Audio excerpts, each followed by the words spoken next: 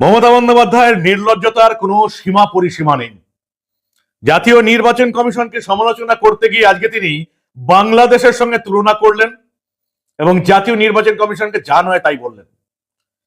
BJP এবং জাতীয় নির্বাচন কমিশনের সমালোচনা করতে করতে কখন যে তিনি ভয়ঙ্কর একটা দেশবিরোধী মন্তব্য করে বসেন তিনি নিজেও জানেন না। আমাদের লজ্জা লাগে যে এই রকমের একজন মুখ্যমন্ত্রীকে আপনারা এই 15 বছর এই পশ্চিমবঙ্গের মুখ্যমন্ত্রী করে রেখে দিয়েছেন, যার সামান্যতম যোগ্যতা নেই।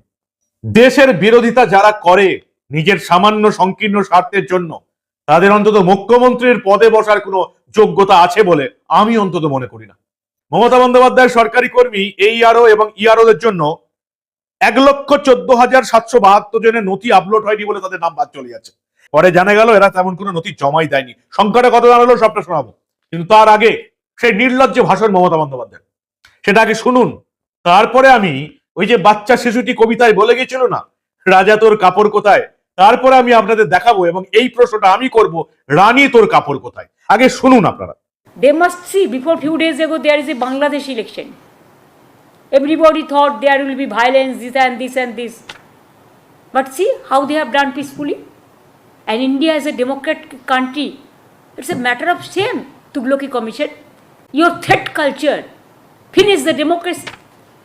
You bulldoze the democracy. It's a demolition of democracy. গণতন্ত্রকে খতম করার চক্রান্ত।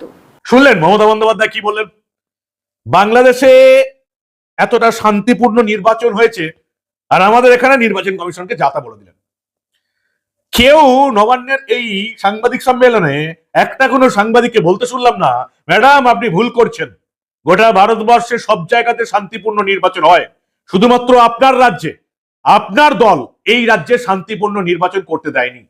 34 বছরের সিপিএম শান্তিপূর্ণ নির্বাচন করতে দেয়নি কোনোদিন, গুন্ডা লাগিয়ে ভোটে রিগিং করেছে। সেই গুন্ডাগুলো এখন আপনার দলের প্রার্থী এবং তাদের দৌলতে এই 15 বছরও মানুষ শান্তিপূর্ণ নির্বাচন দেখেনি। চোরের মায়ের বড় গলা, চোর কি মাই জোরসে বলে, mother of thief south most.